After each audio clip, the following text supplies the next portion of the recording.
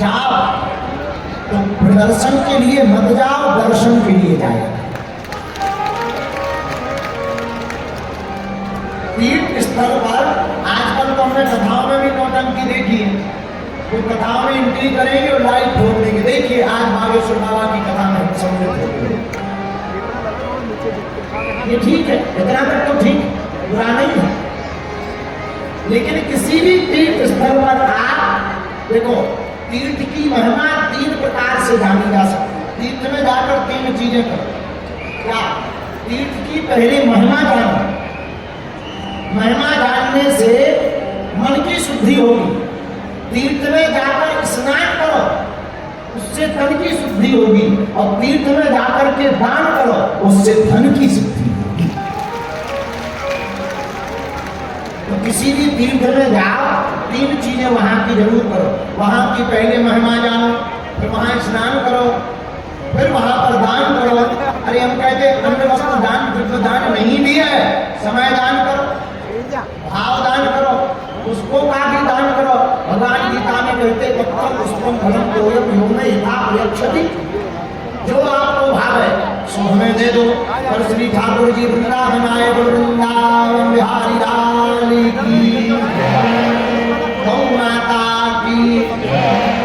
आज चूंकि कथा में भगवान का विवाह उत्सव भी है, तो क्रमानुसार कथा को स्पर्श करते हुए आगे बढ़ेंगे। भगवान ने श्रीधाम वृंदावन में निवास बनाया, गौएं चराने के लिए गए।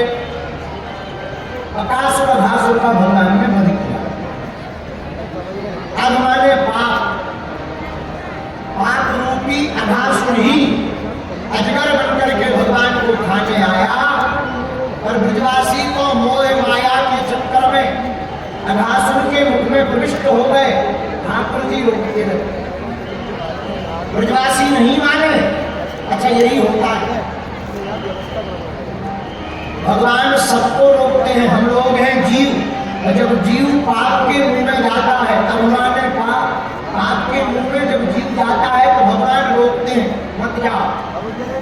अंतरात्मा कहती है मत जाओ, पर कामनाओं के कारण, कामनाओं के खिंचाव के कारण हम पाप के मुंह में जाकर के फायदा पाने के चक्कर में पाप को अपना बना लेते हैं, या उस चक्कर में पुण्य भी नष्ट हो जाते हैं और दुर्गति भी हो जाती है। और धन्य है ब्रजवासी, इन गोपबालों के साथ तो स्वयं साक्षात ब्रह्म श्री नारायण थे।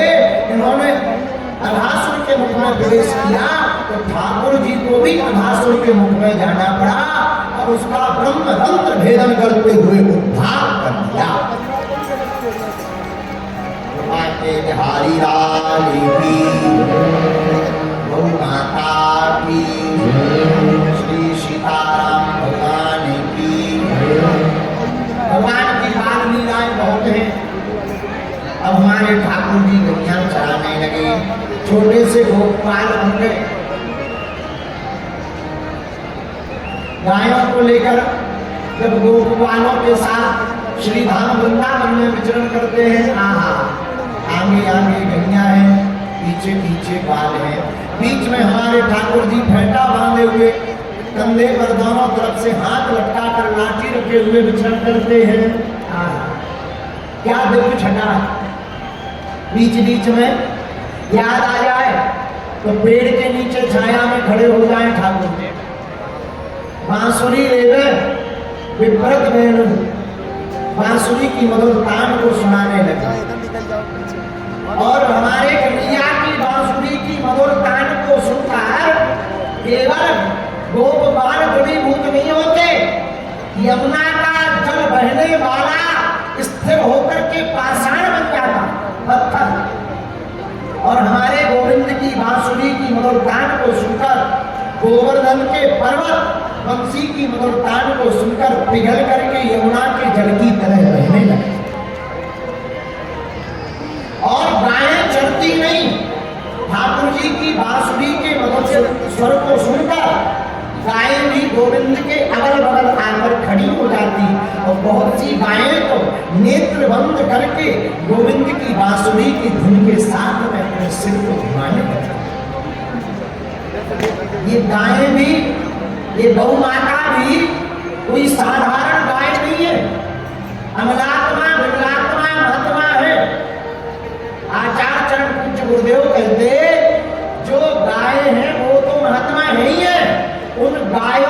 लस्सी और खूंटा भी कोई कोई महात्मा और देवता बने हैं। इतनी वृंदावन की महिमा है।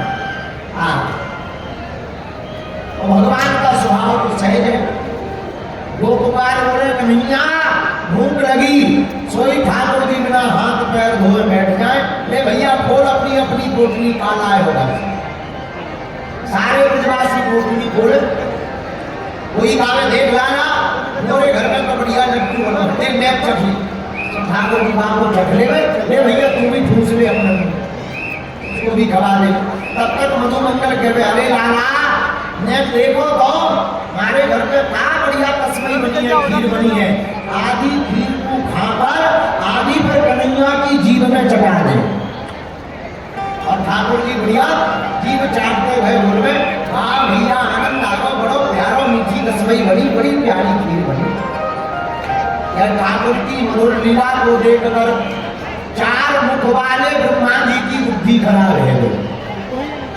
अच्छा एक बात और बोले, अक्सर ज्यादा बुद्धिमान आदमी की बुद्धि खराब हो ही जाती है। जो ज्यादा बुद्धि लगाता है वो भगवान को समझ नहीं पाता, क्योंकि भगवान बुद्धि का विषय नहीं है, भगवान दिमाग का विषय नहीं है, भगवान तो दिल का विषय है। बोलो सीताराम, जोर से बोलो। अब ब्रह्मा जी ने सोचा कि ये भगवान है, ना हाथ धोए ना पैर धोए, किसी का भी जूठा खा ले, ये भगवान। देखो भगवान की लीला को जब ब्रह्मा जी नहीं समझ सकते तो हम लोग कहां समझेंगे। बोलो सीताराम, ये भगवान है। अरे ये भगवान नहीं है, ऐसे नहीं होते भगवान। ब्रह्मा जी ने सोचा चलो देखते हैं भगवान है कि नहीं।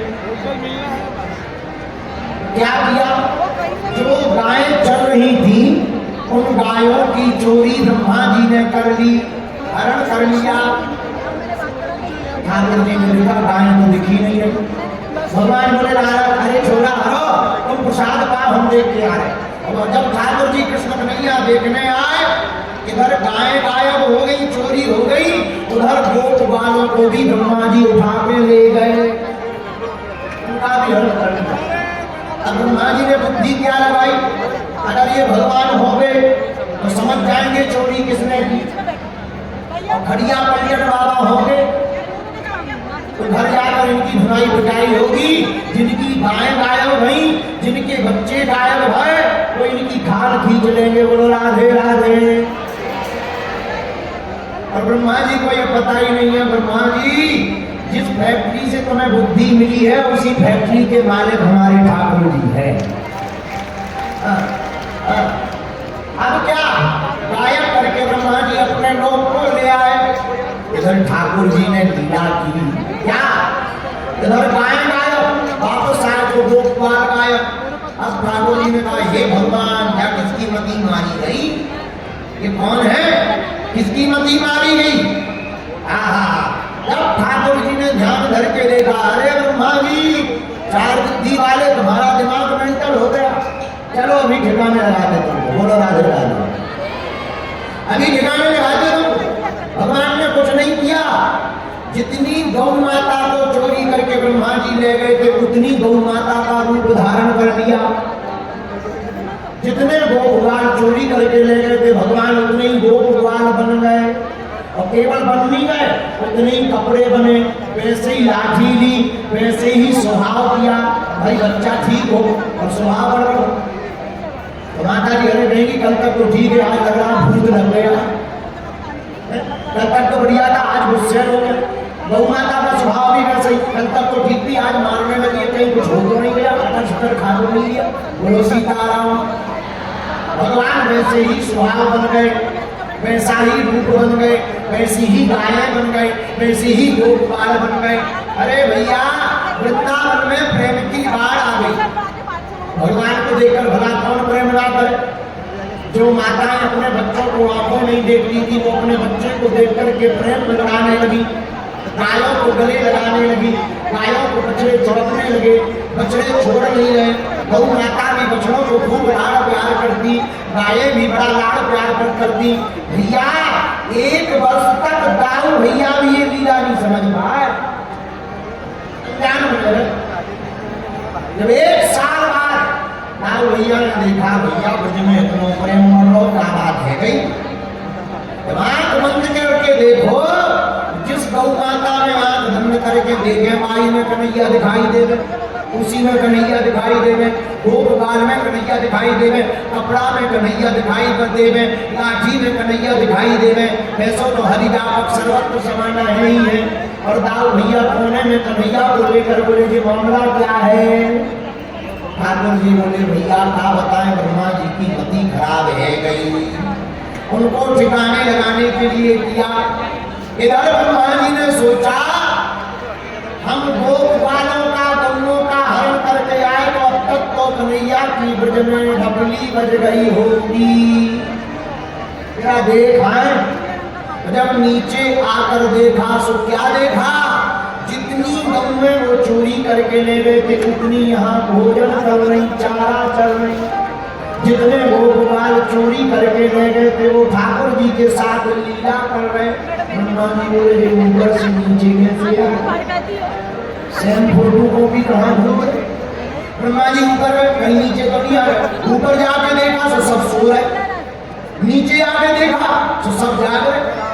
अब ऊपर नीचे ऊपर नीचे ऊपर नीचे, जो ज्यादा बुद्धि वाला होता है उसकी यही दुर्गति होती है जिंद जैसी, ऊपर नीचे होते ही रहता, अंत में मेंटल होकर के मर जाता। बोलो जय बजरंग,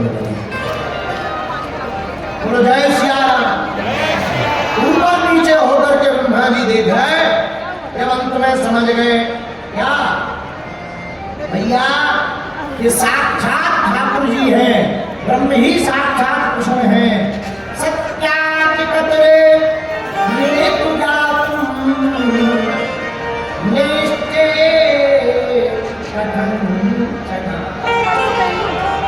साक्षात कृष्ण है, साक्षात ब्रह्म है।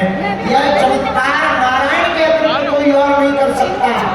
सोई ब्रह्मा जी गाय बछड़े लेकर के हाथ जोड़ते हुए भगवान के पास आ रहे, भगवान हमें क्षमा करो, हम आपकी महिमा को नहीं जानते।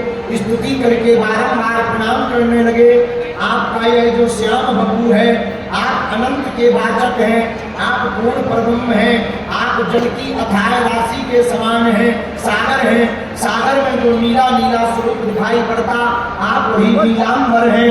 आपकी महिमा को कोई नहीं जान सकता। भगवान कृष्ण बोले ब्रह्मा जी स्तुति तो ठीक लंबी कर ली, पर तुम्हारी मति ठीक है कि नहीं है। ब्रह्मा जी बोले महाराज अभी तक तो खराब थी, अब सही हो गई।